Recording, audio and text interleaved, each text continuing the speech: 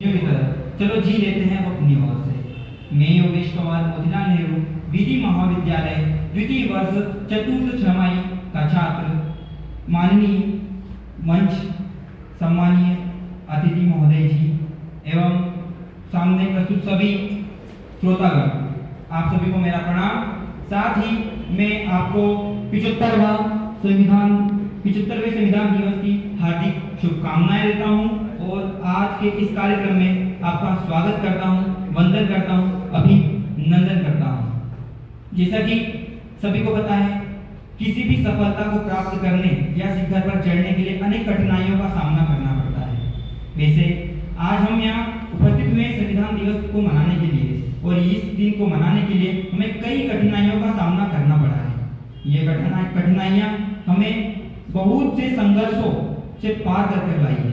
जैसा कि हम सभी जानते हैं कि हमारा भारत देश 200 वर्षों तक गुलामी की जंजीरों में जकड़ा हुआ था। कभी मुगलों का अत्याचार, कभी अंग्रेजों की पीड़ा, इन सबको सहन करते करते भारतवासी परेशान हो गए थे।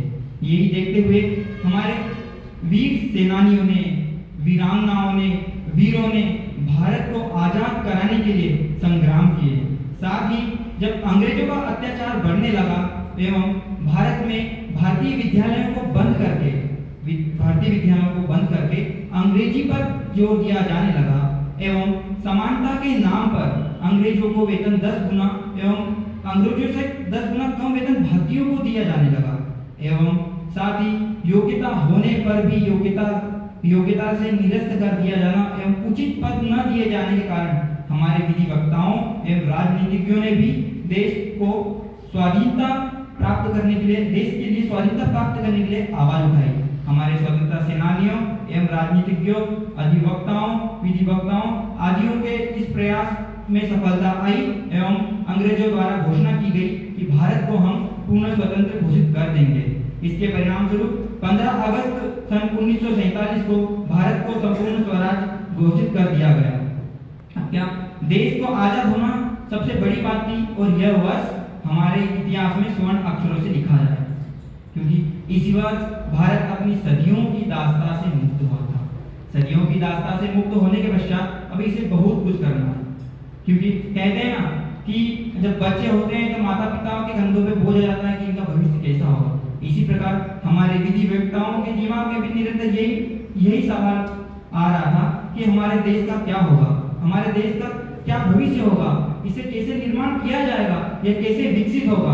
और इसी देश को विकसित करने के लिए उन्होंने अपने दिमाग का उपयोग किया, अपने कई प्रयास किए और उन्होंने एक सुदृढ़ ढांचा निर्मित करने का सोचा, एक संविधान निर्मित करने का सोचा।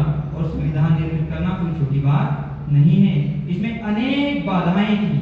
अनेक बाधाओं के होते हुए भी हमारे संविधान निर्मात्री सभा ने अपने अथक प्रयास और कुशलता का प्रमाण दिया एवं एक विशालतम संविधान की रचना की।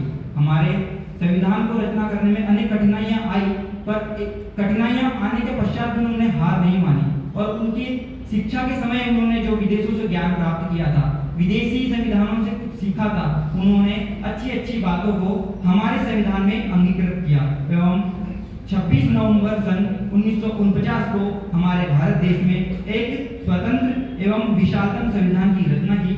इस संविधान में 395 अनुच्छेद, 22 भाग एवं 8 अनुसूचियां थी। इस संविधान को हम कह सकते हैं, संविधान एक ऐसा तंत्र है, एक मानव मस्तिष्क का शरीर। यदि मानव मस्तिष्क यदि